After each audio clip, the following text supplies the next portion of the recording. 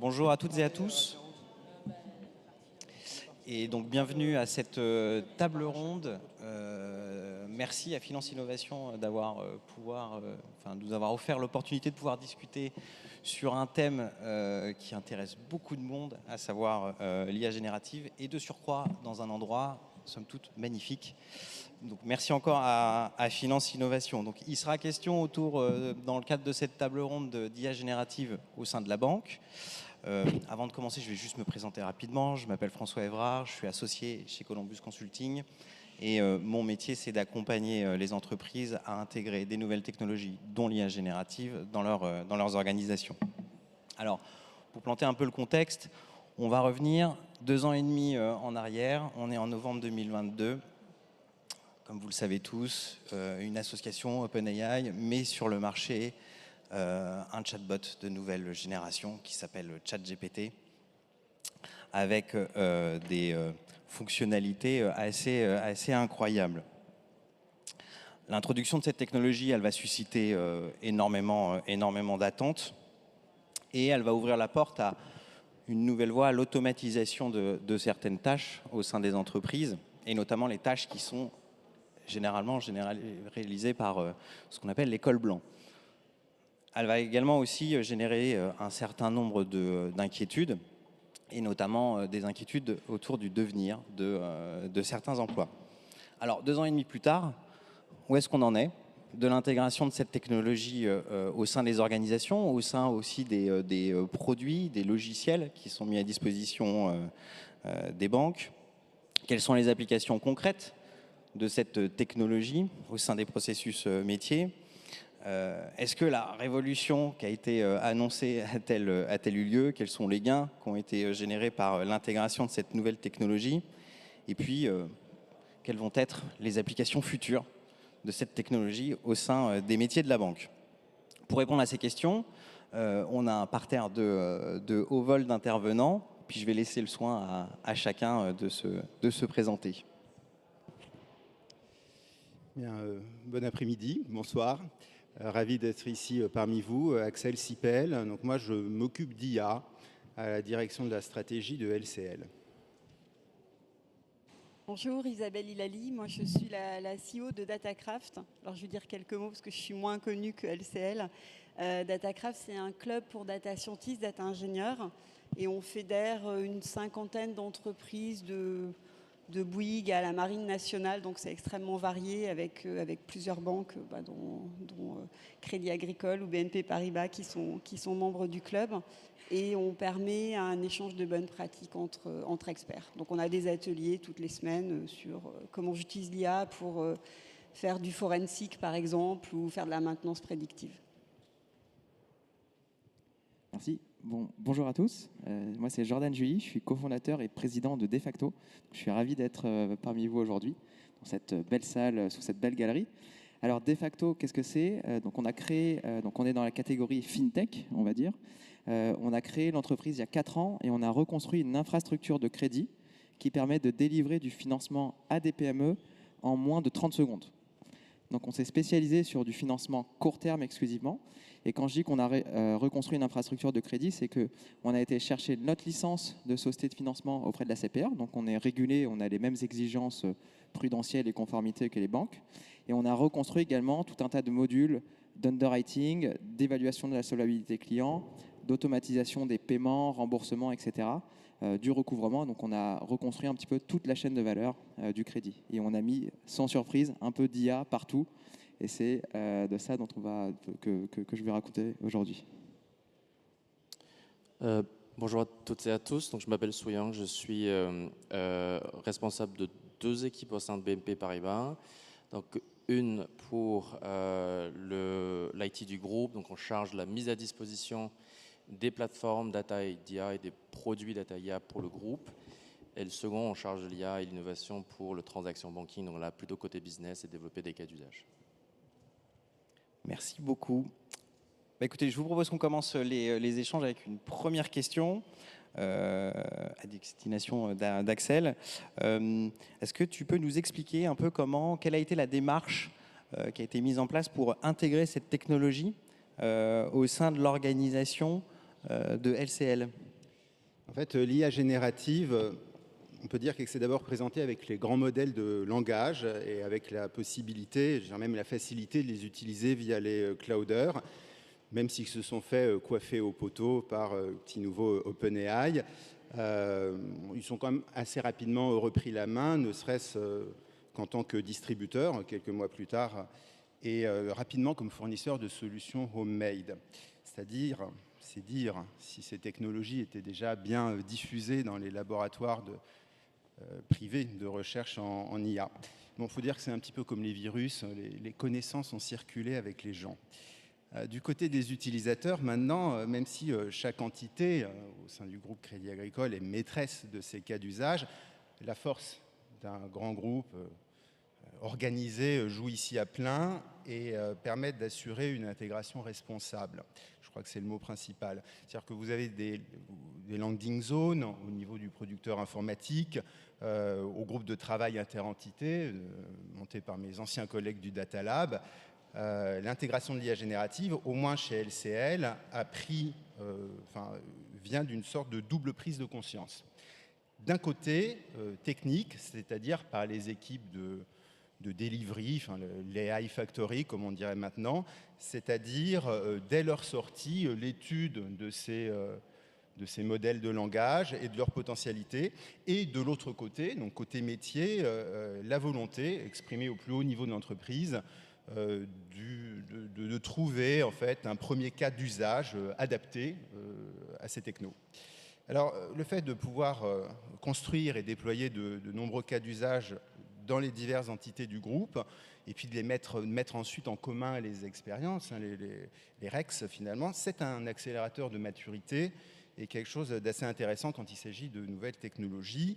Et puis bon, au niveau produit, ça se traduit de manière assez classique, je dirais, par un travail en commun entre les métiers, les équipes de delivery, la DSI.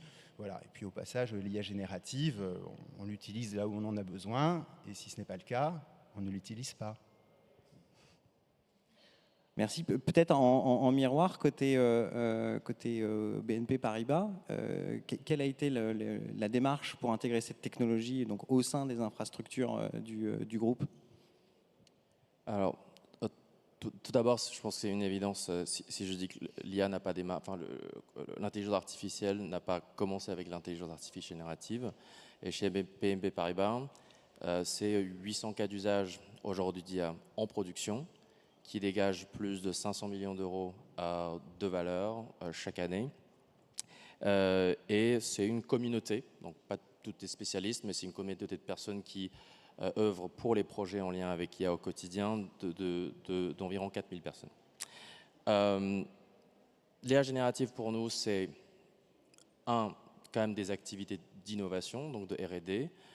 Donc pour ça, on a des partenariats avec Microsoft via Microsoft Azure OpenAI, donc on teste y compris les solutions des hyperscalers. C'est une question d'industrialisation gouvernée, sécurisée, optimisée, parce que les infrastructures sous-jacentes sont chères et on essaie d'avoir une approche où on centralise la mise à disposition, l'orchestration des GPU, des différents types de GPU, et aussi les modèles fondationnels qui vont irriguer tout un tas d'applications. C'est aussi une question de partenariat. C'est quand même assez important pour nous de nous sécuriser sur des sujets liés à la cybersécurité, mais aussi des sujets juridiques qui sont très très complexes. Et pour cela, nous avons un partenariat depuis l'année dernière, enfin en fait depuis un peu plus longtemps que ça, avec Mistral. Donc on met à disposition leurs modèles fondationnels et d'autres produits à destination de nos collaborateurs. Et je pense qu'il y a plusieurs raisons pour cela, et je les ai un peu citées, à savoir des modèles qui soient performants, qui soient frugaux et qui soient souverains. Merci. Jordan, de ton côté, du coup, comment ça s'est passé, l'intégration de cette techno au sein de tes produits? Alors déjà, quand on a créé Defacto en 2021, il n'y avait pas encore tout ce qui était IA générative et LLM. Et donc quand c'est arrivé, on va dire début 2023, moi personnellement, je l'ai un peu pris comme le pari de Pascal, dans le sens où voilà, si on ne croit pas dans Dieu, mais que Dieu existe, voilà, c'est foutu. Et donc, en tant que FinTech, on est obligé de se poser la question et d'être en fait à la pointe de la technologie. Donc en fait pour nous c'était une question de survie de vraiment tester le truc jusqu'au bout. Alors il s'avère que ça marche très bien et on va y revenir un peu par la suite. Le deuxième point, c'est que c'est une techno qui évolue tellement vite qu'en fait on ne peut pas avoir une seule personne qui soit en charge de toute sa veille. Et donc, nous, on a décidé de créer un maximum de champions en interne dans les équipes. Alors, pour dimensionner le truc, chez Defacto, on est 27 personnes, dont 15 ingénieurs, en gros. Et la bonne façon qu'on a trouvée, enfin, une façon qu'on a trouvée de créer un petit peu de l'adoption sur ces nouvelles technologies, parce qu'il y a toujours des réticences au départ et toujours des freins, c'est en fait de passer du temps à faire des sortes de hackathons. Et donc, tous les 6 mois, on fait un off-site avec toute la boîte. Donc, d'ailleurs, là, on en revient, on était dans la région de Sancerre, donc on essaie de cibler des villages sympas avec du vin. Et on met les équipes dans une belle pièce et on leur dit, voilà, essayez de travailler sur des expérimentations. Et donc, les équipes viennent avec des idées qui sont géniales sur des cas d'usage qu'on a mis en production depuis, de sorte, en fait, à créer, déjà, premièrement, de l'awareness, ensuite du fun, et enfin, une réelle conviction que ça peut vraiment changer nos métiers. Merci. Et Isabelle, tu constates aussi la même chose au sein des adhérents à ton association sur les modalités d'intégration de cette techno Ouais, tout à fait. Et j'aime bien l'idée du hackathon dans un lieu sympa. Nous, on a beaucoup de nos membres qui en organisent et on en organise aussi. Le prochain, il va être au château de Versailles. Alors, pas mal aussi. Hein. Très quali. Et du coup, c'est vrai qu'il y a... Enfin, en tout cas, c'est pareil, nous, au début, on était vraiment que IA traditionnel. Et ce qu'il y a d'intéressant avec l'arrivée de l'IA générative, c'est que tout d'un coup, on a embarqué tout l'ensemble de l'organisation, ce qui est vraiment une nouveauté, parce qu'au début, on avait les équipes data qui étaient dans leur coin, et une des choses sur lesquelles on essayait de travailler au sein du club, c'était d'embarquer les autres métiers. C'était pas facile. Et puis tout d'un coup, en fait, on a l'ensemble des métiers qui viennent voir les équipes data, qui viennent nous voir en nous disant, et pour nous, nous on s'occupe du juridique. Enfin, vraiment, c'est pas les métiers qu'on attendait en premier qui poussent le plus. Ce qui est le plus compliqué souvent, alors je ne sais pas si je dois le dire, mais c'est souvent le management qui s'approprie un petit peu moins ces sujets-là. Et donc, on a un gros travail de réflexion sur comment on embarque à tous les niveaux des organisations, et notamment le top management la plupart du temps. Mais c'est vrai qu'on voit cette complexité à rester à la pointe de tout ce qui se passe. Et en même temps, donc ça c'est un vrai sujet, donc j'aime bien l'idée et d'ailleurs c'est ce qu'on observe, hein, d'avoir plein de champions et pas nécessairement que des gens de la tech pour faire la veille. Et puis ça crée vraiment une transversalité. Je pense que c'est un des premiers, c'est vraiment un outil qui crée la transversalité dans une organisation. Et ça c'est super important. Et c'est souvent ce qui manquait dans les organisations. Donc, tu évoques les enjeux autour de... l'embarquement des managers. Est-ce qu'il y a d'autres prérequis que tu identifies à l'intégration de cette technologie? Je pense en termes de compétences, de gouvernance de données. Alors, disons, il y a un minimum, c'est-à-dire qu'il faut quand même qu'il y ait un peu d'acculturation qui soit faite pour que les gens comprennent ce qu'on peut faire avec ces outils-là et ce qu'on ne peut pas faire aussi, parce que clairement, ça ne permet pas de tout faire. L'IA plus traditionnelle permet de faire d'autres choses. Donc il y a besoin d'un petit peu d'acculturation.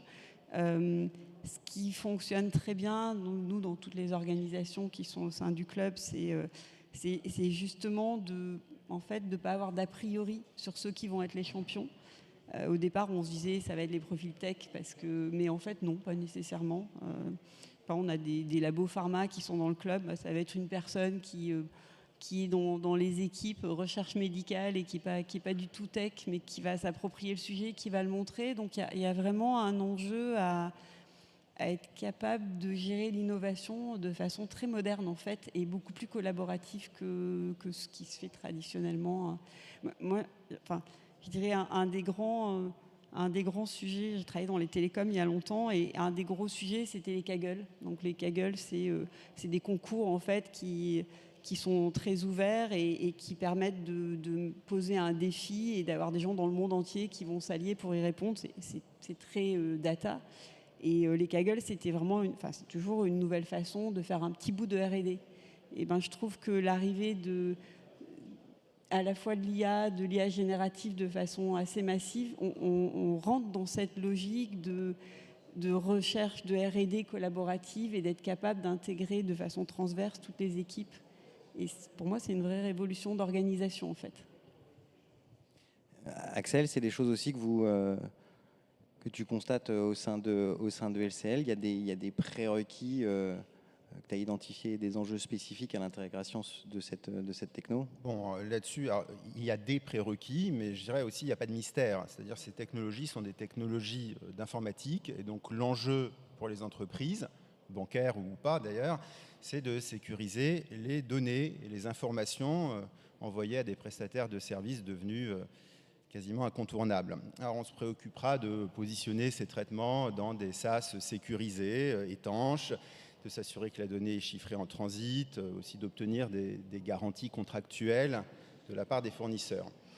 Alors l'intégration de l'IA générative est essentiellement, tu l'as rappelé dans ta question à l'instant, un sujet d'intégration. Voilà. Et donc plutôt une question d'ingénierie. Alors vous voulez mettre de l'IA générative à l'échelle en dictant vos prompts, très bien, quelle est la bande passante? Ça c'est côté réseau. Alors la traduction côté utilisateur, c'est quel est le temps de réponse? Est-il compatible avec une utilisation en conditions réelles? Et puis vous pouvez éventuellement vous rappeler qu'il y a un enjeu de gain et donc aussi un enjeu de coût. Voilà. Donc avez-vous bien négocié avec votre unique fournisseur? En voulez-vous deux? Ça vous donnera peut-être un levier de négociation précisément. Et indépendance. C'est une chose très chèrement acquise, mais si facilement perdue. Bref, il y a un enjeu de surveillance des coûts parmi tous ces prérequis. Mais pas seulement, c'est-à-dire que je passerai au final sur l'enjeu de formation des utilisateurs. Si vous voulez que tout ça marche, il y a effectivement beaucoup d'innovations technologiques qui sont mortes faute d'avoir pu trouver leur marché. Et voilà, vu ce que ça peut faire, vraisemblablement, ça serait dommage. Et en fait, c'est le point crucial finalement, parce que la technique, d'une certaine manière, elle n'est pas problématique. C'est-à-dire, vous savez qu'elle fonctionne et qu'il suffit, entre guillemets, de réunir les bons experts qui vont vous la mettre en œuvre, vous la faire fonctionner. Mais l'usage, ce n'est pas seulement qu'une question de technique qui ne devrait que le servir. Donc on retrouve ici la primauté du besoin métier, c'est cohérent avec ce que je raconte d'habitude, donc tout va bien. Et puis naturellement, tout cela doit se faire en respectant la loi. On n'attendrait pas autre chose de la part du secteur bancaire, n'est-ce pas? Merci. Tu as évoqué le sujet des données. Jordan, du coup, est-ce que ça change quelque chose, l'IA générative, sur la gestion des données au sein d'un organisme bancaire, par exemple? Alors déjà, en amont de ça, l'IA générative, c'est très fort à faire quoi? C'est très fort en fait pour ingérer de la donnée qui est non structurée, sous la forme de documents, sous la forme de textes, etc. Et derrière, en fait, de générer de la donnée structurée. Par exemple, des catégories, des labels, des réponses. C'est ce que ça fait en fait par rapport au machine learning. Et donc, nous, notre conviction, c'est que pour tirer au mieux parti de cette technologie, il faut être capable de lui donner un maximum de données en input. Et donc, les entreprises qui vont gagner et qui vont réussir à leverager au mieux cette technologie, c'est celles dont les systèmes d'information seront les mieux construits. C'est à la fois côté, par exemple, si on est un SaaS, c'est sa base de données de son service, mais aussi sa base de données documentaire à des fins de mettre de l'IA générative pour synthétiser typiquement sa knowledge base. Et donc, ce qu'on essaie de faire chez Defacto, et c'est notre positionnement stratégique, c'est on dit que ce sont les boîtes qui seront API first qui vont gagner. Et donc, qu'est-ce que ça veut dire d'être API first? Ça veut dire qu'à chaque fois que je crée, par exemple, une méthode, une action que l'un de mes clients peut faire, et ben en fait, je crée une route API pour que un programme puisse faire la même action. Et en fait, aujourd'hui, c'est mon client ou notre back-office qui prend cette action. Par exemple, je sais pas moi, décaler une échéance, de demander le changement d'un contact, etc. Et demain, ce sera des agents IA. Et donc, d'une part, sur toute la partie applicative, on met un très fort emphase à être API first, de sorte à ce que l'IA générative puisse aller taper dans nos systèmes d'information et comprendre un maximum de contexte. Et côté base de données documentaire, en fait, le test qu'on aime bien faire pour savoir si un document est bien écrit, c'est si je le donne à bouffer à l'IA générative, est-ce qu'elle est capable de me donner des réponses qui vont être personnalisées? Si la réponse est non, ça veut dire qu'en fait, on a mal organisé notre connaissance.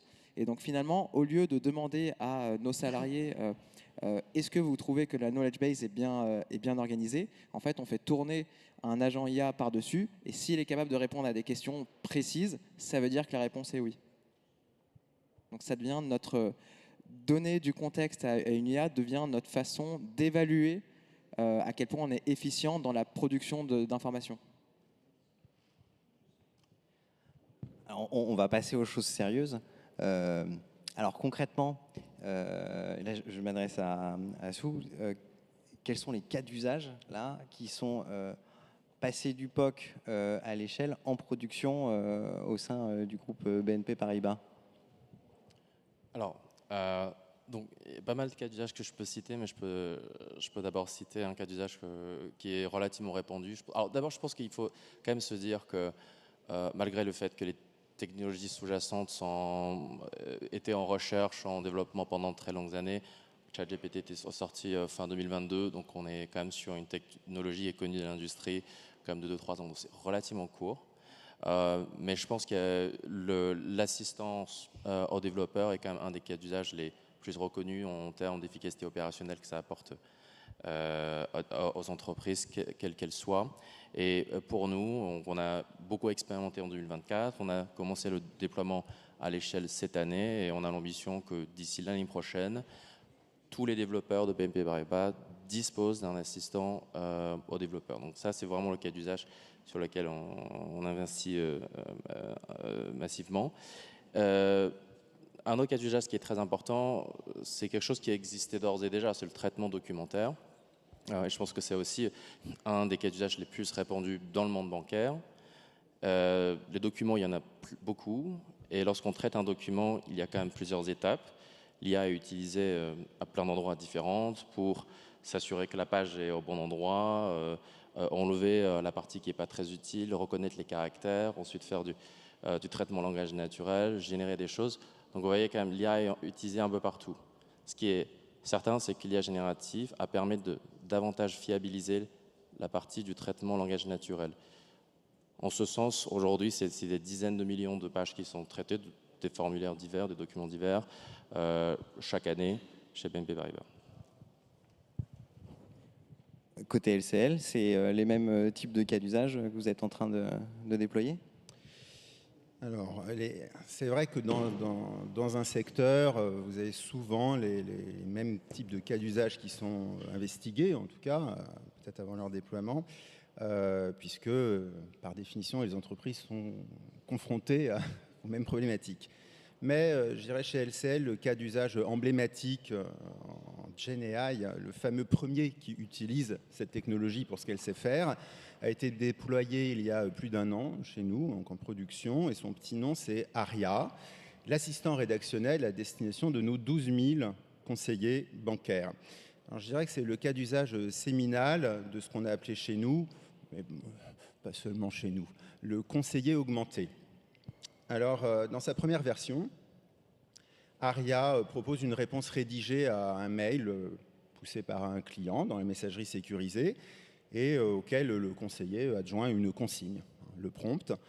Et Aria génère une réponse en conséquence, donc avec un ton uniforme, etc. Bon, c'est des millions de mails qui ont été envoyés de la sorte. Alors, le cas d'usage est idéal parce que vous aurez noté que je n'ai pas dit qu'Aria répondait au client. J'ai dit Aria assiste le conseiller, donc c'est un outil pour traiter les mails, mais c'est le conseiller qui les relie et c'est lui qui garde la maîtrise de l'envoi.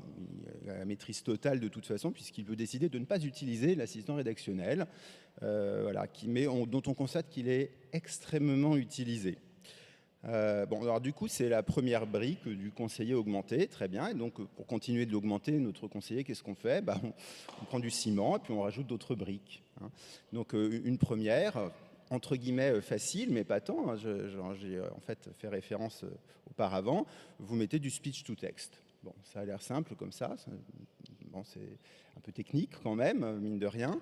Et comme ça, le conseiller n'a plus besoin de taper sur son clavier, donc il dicte sa consigne. Et ça a une très bonne propriété parce que voilà, on est souvent habitué à utiliser des mots-clés. L'IA générative, vaut mieux lui parler voilà, correctement, en langage naturel, comme on dit. Et donc le fait de dicter, c'est du langage naturel. Bon, donc ça va permettre d'améliorer la réponse d'Aria. Alors, continuer de travailler cet outil en tentant de l'interconnecter avec la base documentaire. Donc je reviens un petit peu sur, pareil, le même genre de use case qui a été dit à l'instant. Alors c'est assez difficile, mais l'idée c'est que l'outil puisse récupérer des caractéristiques précises qui ne sont pas dans le prompt. Donc par exemple, j'en sais rien, caractéristiques d'un produit qui serait sorti il y a 15 jours. Chacune de ces fonctionnalités, il faut voir que ça permet au conseiller de gagner, je sais pas, 10 minutes ici, un quart d'heure là, et donc finalement de dégager, c'est ça la cible, suffisamment de temps pour être converti en temps commercial. Donc vous imaginez, par conseiller, par jour, un rendez-vous client en plus. Je vous laisse faire le calcul.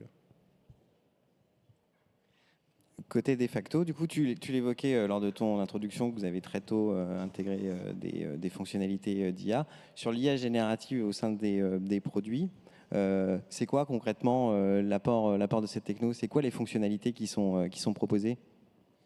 Alors, donc je vais un petit peu compléter les deux réponses qui viennent d'être données. Donc déjà, nous, les cas d'usage d'IA générative sont matérialisés par des agents. Donc les agents, ça va être un bout d'IA générative qu'on a spécialement entraîné sur un contexte particulier. Par exemple, la relance client, le paiement, l'analyse documentaire, etc. Et donc nos agents, déjà, on leur a donné des noms. Donc on en a 8. On a par exemple Kylian qui s'occupe du KYB, Emma qui s'occupe de l'avant-vente et Igor du recouvrement. Ensuite, on a deux grands cas d'usage qui sont premièrement un peu l'augmentation des salariés en interne. Et donc, on a évidemment on travaille évidemment sur le fait d'offrir des copilotes à nos ingénieurs, mais aussi en fait les équipes business peuvent s'approprier la technologie. Et donc, typiquement, grâce au LLM, tout le monde dans la boîte sait faire des requêtes SQL. Et donc, tout le monde devient un data analyst.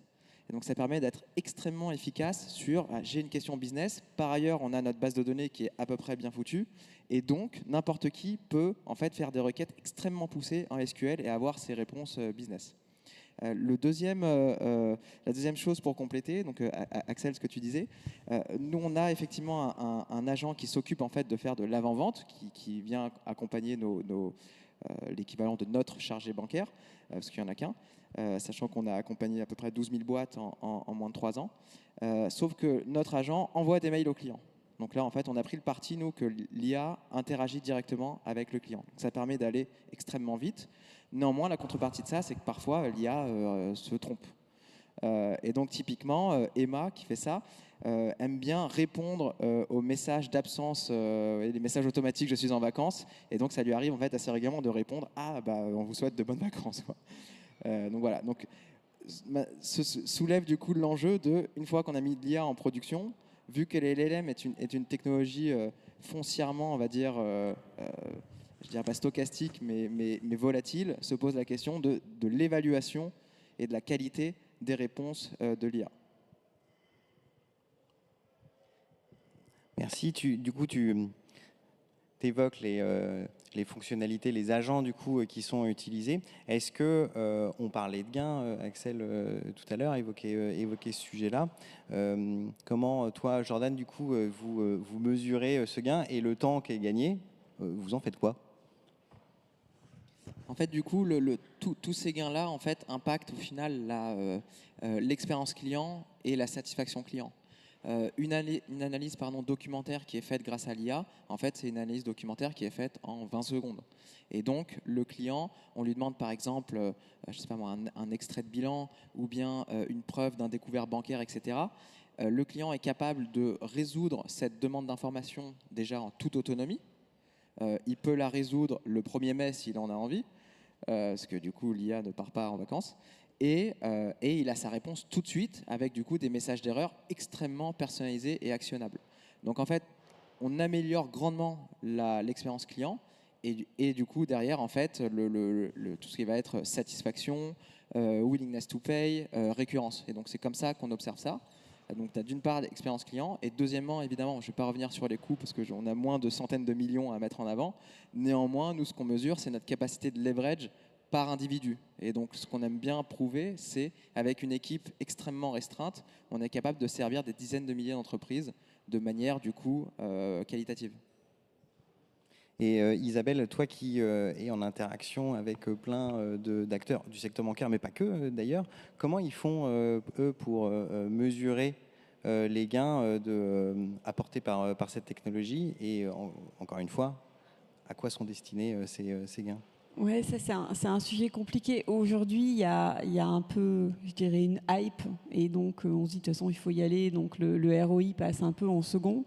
Mais malgré tout, enfin, on voit quand même que tous nos membres se questionnent là-dessus. Si, je sais que par exemple la semaine prochaine, on a Vinci Autoroute qui est assez avancé sur l'utilisation de l'IA classique et puis aussi maintenant l'IA générative voilà, qui va nous faire un retour d'expérience. Et en fait, tous les échanges qu'on a, il y a deux sujets en fait. Il y a des sujets assez faciles, typiquement dans les cas qu'on a évoqués, quand on est sur du service client et qu'on peut mesurer un nombre de rendez-vous supplémentaires et qu'on est capable de mesurer la qualité.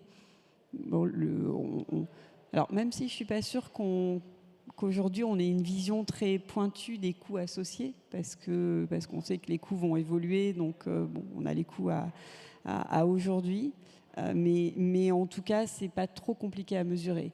Là où c'est plus compliqué, c'est quand on va faire quelque chose qui va avoir un impact sur la qualité par exemple du travail, sur le bien-être des collaborateurs ou le moins bien-être d'ailleurs des collaborateurs.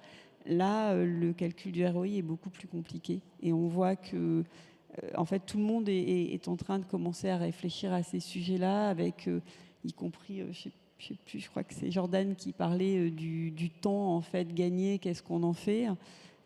Nous, il n'y a pas longtemps, on avait organisé un gros atelier en fait avec des agents spécialisés sur tout ce qui est communication, comment on crée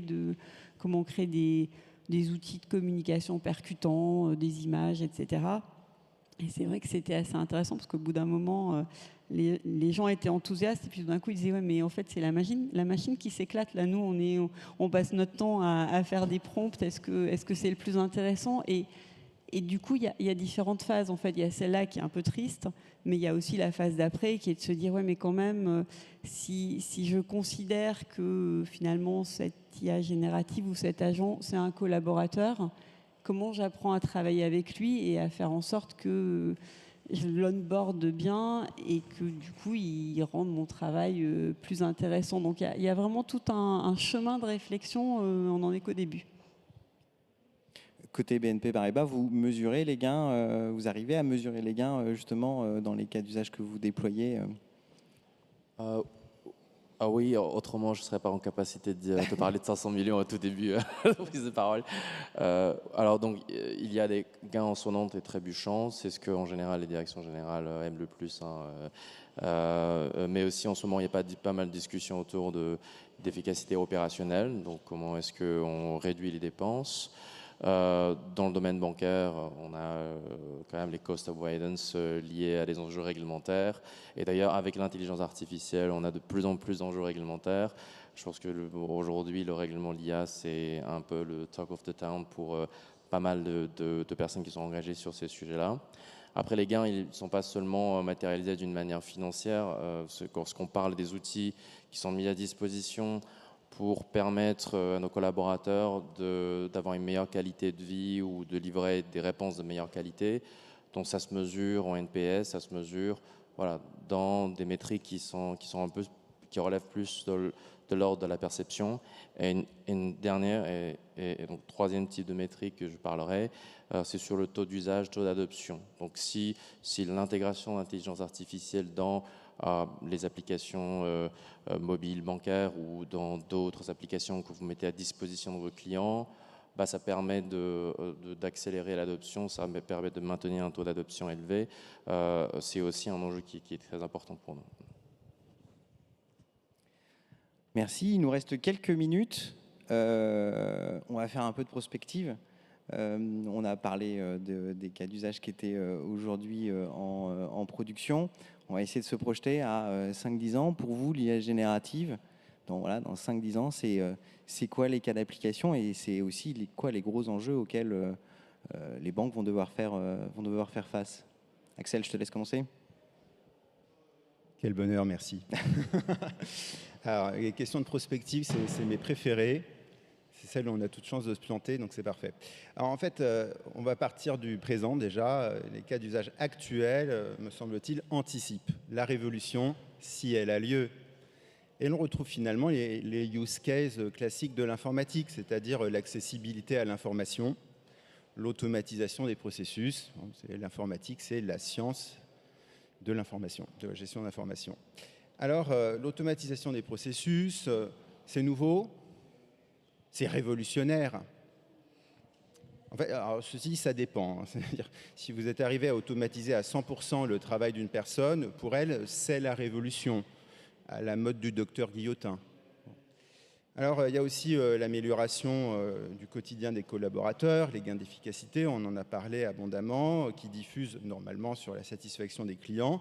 Le futur de ces technologies se dessine déjà dans leur diffusion à l'ensemble des tâches assistées par logiciel. Donc quasiment tout maintenant, avec la numérisation du monde qu'on constate depuis plusieurs décennies maintenant.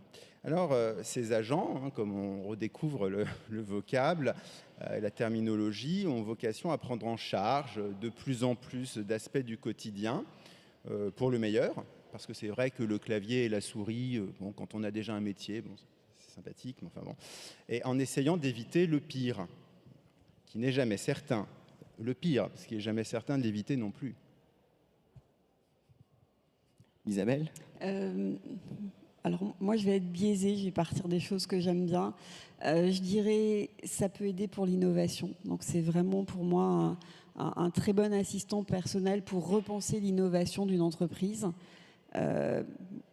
Les gens, je trouve que c'est quand même toujours ce qui est important dans une boîte. Donc optimiser à la fois la gestion des recrutements, des carrières pour avoir et ça va aller très vite en fait. On voit que les carrières vont beaucoup évoluer. Et puis peut-être un dernier point qui va être un des enjeux majeurs, qui est lié aussi à toute cette IA, c'est savoir ce qui est vrai. Et bon, pour une banque, je pense que ne pas se faire berner par des fausses informations, etc. Ça va être un vrai sujet et à la fois l'IA sera responsable de cette désinformation, mais ça sera aussi l'outil pour connaître la bonne information et je pense que ça, ce sera indispensable. Jordan ? Peut-être un demi-mot parce qu'il reste 6 secondes. Donc déjà, sur la technologie en elle-même, c'est sûr et certain que le prix de production d'un token et le temps que ça met à produire en fait va être divisé par 2 de l'ordre chaque année. OpenAI a déjà réussi à diviser par 3 l'an dernier le coût de production d'un token, enfin d'un mot. Et donc c'est sûr et certain que l'IA va juste produire de plus en plus de tokens sous réserve qu'elle soit nourrie de la bonne information. Et le deuxième truc, du coup, c'est que si on arrive à bien contextualiser l'IA générative qui, par ailleurs, va pondre de plus en plus de textes, en fait, ça ouvre, nous, notre conviction, c'est que ça ouvre une capacité d'offrir énormément de personnalisation at scale à nos clients. Donc, on aime bien, sur les questions de prospective, repartir du client. Et donc, l'enjeu pour le client, c'est d'avoir un service extrêmement personnalisé à grande échelle. Et ça, c'est assez excitant. On termine par toi, oui, très vite. Donc, d'abord, une banque, c'est un business. Donc, on va quand même parler un petit peu à quoi l'IA peut servir. Donc, pour 3 choses principalement aujourd'hui dans le monde financier. c'est l'améliorer l'expérience client, c'est optimiser l'efficacité opérationnelle, c'est mieux sécuriser nos opérations. Donc c'est relativement simple. L'ensemble de nos cas d'usage relève d'une de ces 3 catégories. Maintenant, et là c'est plutôt à titre personnel, s'il faut vraiment sortir sa boule de cristal et dire 2030, comment sur le plan fonctionnel on voit le déploiement de l'IA génératif, j'aimerais bien le voir comme un compagnon pour chacun de nos employés et chacun de nos clients qui a appris par cœur toutes les informations nécessaires pour le métier de la personne ou pour les transactions que la personne souhaite opérer et chez nous, et qui soit toujours disponible et qui est capable de répondre à toutes les questions et automatiser un certain nombre de tâches au quotidien. Voilà. Merci beaucoup. Merci en tout cas pour votre intervention. Merci.